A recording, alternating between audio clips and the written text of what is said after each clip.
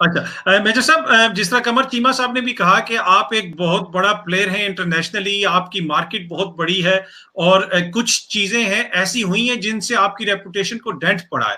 और खुसूसन उन्होंने जिक्र किया कि मोदी जो हुकूमत आई उसके बाद से इंडिया का जो एक वो इमेज था, सेकुलरिज्म, लिबरलिज्म और इंडिया एक ओपन सोसाइटी, उसको भी डेंट लगा है। तो अब आप नहीं समझते कि आज से 100 साल बाद, 200 साल बाद, 300 साल बाद जब लोग देखेंगे, आजकल तो आर्कियोलॉजिस्ट जमीन खोदते हैं, वो उस वक्त आर्काइव्स देखेंगे, इस तरह वो यूट्यूब निकालेंगे कि कमर चीमा ये बात बता रहे थे 100 साल पहले या 200 साल पहले यूट्यूब पे ये लगी हुई थी, पर इंडिया वालों ने नहीं सुनी, चेंज नहीं किया।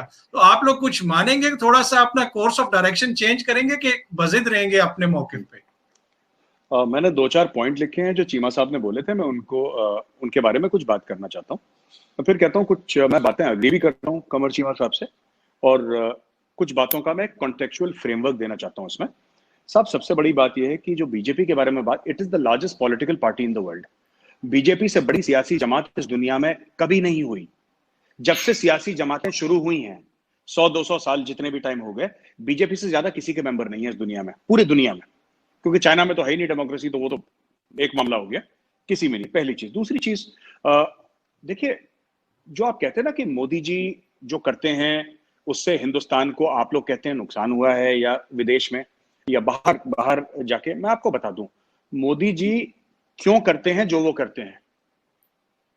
क्योंकि भारत की 130 करोड़ जनता ने उसी के लिए उनको प्रधानमंत्री बनाया था देश का। He is a very astute politician. Modi ji को पता है वो क्या कर रहे हैं। ऐसी बात नहीं है कि 4 लोगों ने बैठ के उनको चूरन खिला दिया और उन्होंने चूरन खा लिया, ऐसी बात नहीं है।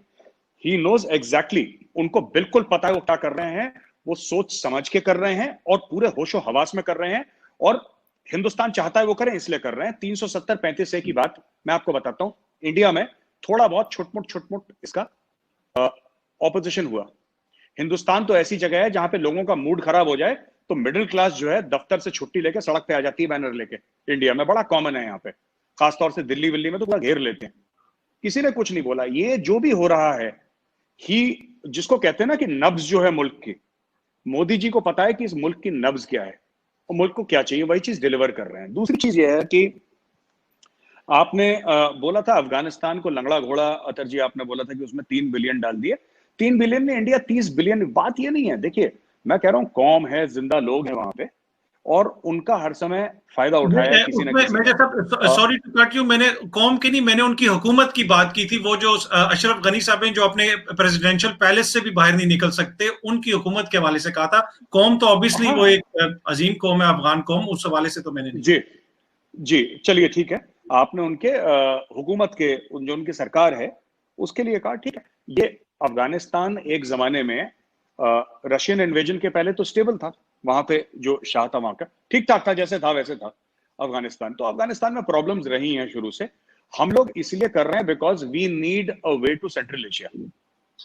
अब पाकिस्तान, अगर चीमा साहब कह दें कि जी आप अमृतसर, अटारी, वाघा, लाहौर से आप चले जाएं, तो शुक्रिया कह दूंगा इनका। अगर नहीं है तो फिर हमें चाबहार पोर्ट बनाना पड़ेगा। हमें चाबहार पोर्ट पे भी हमने बिलियंस ऑफ डॉलर्स डाल दिए हैं। देखिए, जब ये तो अब मैं किस तरीके से बताऊं, ये सब सट्टे की तरह होता है एक किस्म, इट्स अ गैम्बल, ये जुआ है। ठीक है, कहीं पैसा डूब जाता है, कहीं पैसा निकल जाता है, कहीं रिलेशनशिप बन जाते हैं, कहीं रिलेशनशिप डूब जाते हैं। तीसरी बात इन्होंने जो बोली थी कि एम्बिशंस, यानी कि जो भारत करना चाहता है और जो भारत के करने की एक्चुअली कैपेबिलिटी है, एम्बिशंस और कैपेबिलिटी में गैप है। जो चीमा साहब ने बोला है, डेफिनेटली ये सही कह रहे हैं, ये गैप है। लेकिन हम लोग एज अ मुल्क पूरी कोशिश कर रहे हैं कि हर साल वो जो गैप है वो और कम हो, और वो हो रहा है। कुछ परसेंटेज लोग हमारे पॉवर्टी के, बिल्कुल गरीबी, जिसको हम गरीबी रेखा बोलते हैं, पॉवर्टी लाइन के ऊपर आ रहे हैं। हमारा डिफेंस हर साल ठीक हो रहा है। इकोनॉमी में हम स्ट्रक्चरल चेंजेस कर रहे हैं, जिसकी वजह से इकोनॉमी ने हिट लिया है बहुत जबरदस्त, और इकोनॉमी फिर रिकवर कर रही है। वो कोरोना वायरस आ गया इसलिए फिर मामला बैठ गया, दुनिया का बैठ गया, हमारा क्या बैठना था, सभी का बैठा है वो, पाकिस्तान, इंडिया, अमेरिका, सभी का, चाइना का, सबका बैठ गया। लेकिन कर रहे हैं, स्ट्रक्चरल चेंजेस कर रहे हैं। हमारी इकोनॉमी ब्लैक इकोनॉमी हुआ करती थी एक टाइम पे, बहुत जबरदस्त, बहुत जबरदस्त। आई होप यू अंडरस्टैंड मैं क्या कह रहा हूं। जो ब्लैक मनी था, ब्लैक मनी सस्टेन करता था इंडिया। डीमोनेटाइजेशन के बाद ये हुआ है, मैं ये नहीं कह रहा कि ब्लैक मनी खत्म हो गई है, ऐसा बिल्कुल नहीं है कि ब्लैक इकोनॉमी खत्म हो गई, लेकिन काफी हद तक उसको डैमेज हुआ है। अब आप किसी को कैश देंगे तो इंडिया में कैश लेने से एक क्वांटिटी, एक अमाउंट के बाद एक बिजनेसमैन कतराता है कि मैं क्या करूंगा इसका। उसमें डर बैठ गया है डिमोनेटाइजेशन के बाद। और डिमोनेटाइजेशन के सारे वो रिजल्ट नहीं निकले जो डिमोनेटाइजेशन के निकलने थे, जो मोदी जी ने सोचे थे। उसमें से कई चीजें सक्सेसफुल नहीं रही, कई चीजें सक्सेसफुल रही भी हैं। लेकिन हाँ, एक जो एम था कि इसको धीरे धीरे धीरे व्हाइट इकोनॉमी की तरफ ले जाएं, लीगल इकोनॉमी, तो लोगों के, करोड़ों लोगों के बैंक अकाउंट खोले, जिनके बैंक अकाउंट थे ही नहीं, उनके बैंक अकाउंट खोले। फिर ये बोला कि जैसे उज्ज्वला योजना है, सब घर में जो लकड़ी से या कोयले से औरतें वो फूंकती थी, वो आपके यहाँ भी गांव में, पाकिस्तान में भी होता होगा, राइट? अब इनको बंद करा। ओपन डेफिकेशन, टॉयलेट्स की बड़ी प्रॉब्लम थी इंडिया में, करोड़ों के नंबर्स में टॉयलेट्स बनाए। क्योंकि हम ये कहते हैं कि देखिए, आपको ना ये सब चीजें भी देखनी है। जहां पे आप कहते हैं कि मार्स में आपको जाना है, ठीक है ना, और कई पाकिस्तानी ने ट्रोल भी करा था, मेजर साहब क्या बात कर रहे हैं आप, टॉयलेट है नहीं आपके पास, और आप, तो आई थिंक चीमा साहब ने भी यही बोला था। चीमा साहब प्यारी बातें कर देते हैं कभी कभी। बात यह ना कि हमें, India exists in various centuries. कई, अगर आप बिल्कुल इंटीरियर में जाएंगे तो आपको देखेगा कोई ऐसे बंदे भी हैं बिल्कुल गांव में जो कभी ट्रेन में नहीं चढ़े। फिर ऐसे भी बंदे जिनके 10-10 प्राइवेट जेट खुद के हैं। सो इम्बैलेंस है, ये धीरे धीरे हम लोग कर रहे हैं, ये हो रहा है कम, ये है इम्बैलेंस। ये चीमा साहब ने सही बात बोली, लेकिन इसमें हम लोग कर रहे हैं। एक और बात जो आपने बताई कि मिडिल ईस्ट में इस्लामोफोबिया का, ये मेरा आखिरी पॉइंट है,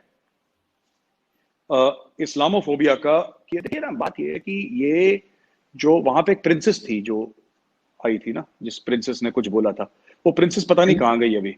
वो 2-3 हफ्ते के लिए आई थी, वो जैसे बरसात के बाद वो डड्डू निकलता है ना, वो टटर करा, वो गायब हो गई। तो मुझे तो ऐसा लग रहा है कि मोदी साहब डर गए शायद उस प्रिंसेस से इतना ज्यादा कि मोदी साहब ने बोला बंद करो इस्लामोफोबिया की दुकान। लेकिन मैं आपको, ये तो खैर हंसी मजाक वाली बात हो गई, मैं आपको सच्ची बात बताता हूँ। ऐसा है ना कि इंडिया में कुछ केसेस हुए हैं, ये बात मैंने आपकी वीडियो में पहले भी बताई थी, कुछ केसेस हुए हैं जहां पे मुस्लिम्स की डेथ हुई है, मुस्लिम्स की लिंचिंग हुई है, ये बात सच है।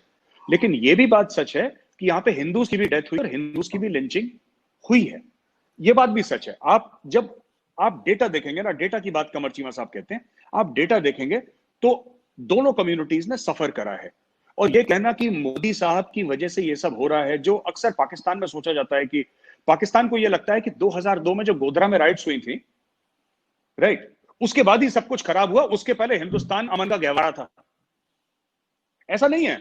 यहां पे 1947 के बाद दंगे, आप एमजे अकबर साहब की बड़ी मशहूर किताब है राइट आफ्टर राइट, आप पढ़िए, हजारों राइट्स होती थी। पर 2002 के बाद इंडिया में कोई राइट नहीं हुई, सिर्फ एक हुई थी जब ट्रंप के आने से पहले। और बड़ी हंसी मजाक की बात है, ट्रंप का प्लेन उड़ा और 3-4 घंटे के बाद दंगे फसाद खत्म, शाहीन बाग खत्म, सब कुछ खत्म। शाहीन बाग में 5000 बंदे बैठे थे, अगले दिन हम लोग गए वहां पे, मीडिया वाले हम लोग सब गए वहां पे, देखा 20 या 40-50 बंदे बैठे, कोई नहीं है वहां पे, सब खत्म हो गया। और ये तब की बात है जब कोरोना वायरस की बातचीत भी नहीं थी, इंडिया में लॉकडाउन था ही नहीं। तो कोई लोग ये सोच रहे हो कि लॉकडाउन की वजह से, ऐसा नहीं है। आखिरी बात ना, जो इंडिया कह रहे हैं सॉफ्ट पावर है, जो सेक्युलरिज्म की आप बात कर रहे हैं, देखिए इंडिया का कॉन्स्टिट्यूशन गारंटी करता है सेक्युलरिज्म। तो क्या यहाँ पे परफेक्ट सेक्युलरिज्म है? बिल्कुल नहीं है ना। अमेरिका का इतना कुछ बोलता है, अमेरिका में जितनी किलिंग्स होती हैं, इतनी आप कश्मीर और पैलेस्टीन को हॉटस्पॉट मानते हैं, चलिए आप लोग कह रहे हैं, मैं भी मान लेता हूं, अमेरिका में उससे ज्यादा किलिंग होती है जितने कश्मीर या पैलेस्टीन में नहीं होती, ठीक है ना। अमेरिका में एक बंदा ऑटोमेटिक राइफल ले जाता है और 20 बच्चों को कॉलेज कैंपस के अंदर मार देता है। यह है वहां की सच्चाई। अमेरिका, कोई भी मुल्क परफेक्ट नहीं है। तो मैं ये नहीं कह रहा कि बट हमारा कॉन्स्टिट्यूशन गारंटी करता है, हमें भरोसा है कॉन्स्टिट्यूशन के अंदर, और जो भी हमारी कमियां हैं हम उनको दूर करने में लगे हुए हैं। तो कोई ये कह देना कि इंडिया जो कह रहे हैं इम्प्लोड करेगा, देखिए मैं एक बात बताऊं आपको, इंडिया सिर्फ एक सॉफ्ट पावर नहीं है या एक राइजिंग इकोनॉमिक या मिलिट्री पावर नहीं है। India is the I think Mark Twain ने बोला था कि India is the grandmother of civilisation. India is the grandmother of civilisation. यहां पे जब मेरे बाप दादा यहां पे किसान थे, कुम्हार थे, राजा थे, पोएट्स थे, ठीक है, यहां पे बड़े बड़े जनरल्स थे, बड़े बड़े फिलोसफर थे, साइंटिस्ट थे इंडिया में। जब इंग्लैंड में, रोमन एम्पायर, इजिप्ट में लोग सिर्फ जानवरों की खाल पहन के घूम रहे थे। और एक आखिरी आपको एक जुमला कहता चलूं कि सिर्फ यही एक मुल्क है जहां पे जैसे इजिप्ट था, इजिप्ट का कोई और मजहब था, इजिप्ट पूरी तरीके से इस्लामिक बन चुका है। It's 100% Islamic today. Iran Zoroastrian था, पूरी तरीके से इस्लामिक बन चुका है। जहां पे क्रिश्चियनिटी आई, वहां पे जैसे रोम था, रोमन्स तो वो तो आइडल वर्शिपर्स थे, उनका तो कुछ और रिलीजन थे, उनके गॉड्स हुआ करते थे, वो पूरे क्रिश्चियन बन गए। सिर्फ इंडिया ही है पूरे दुनिया का एक वाहिद मुल्क है कि जो आज से 7-8 हजार साल पहले मेरे बाप दादा, मेरे परदादा जिस भगवान के सामने माथा टेक रहे थे, मेजर गौरव आर्या उसी भगवान के सामने माथा टेक रहा है। यहाँ पे 800 साल इस्लामिक रूल रहा, 200 साल ब्रिटिश रूल रहा, आज भी हम 85% से ज्यादा या 80% से ज्यादा हम हिंदू हैं। एंड वी आर, मैं एक बात बताऊं, जो लोग भी इंडिया की सेक्युलरिज्म पे ऊपर उंगली उठाते हैं, एक बात मैं उनको वाज़ेह तौर पे कह दूं, हाँ हमारे यहाँ प्रॉब्लम्स हैं।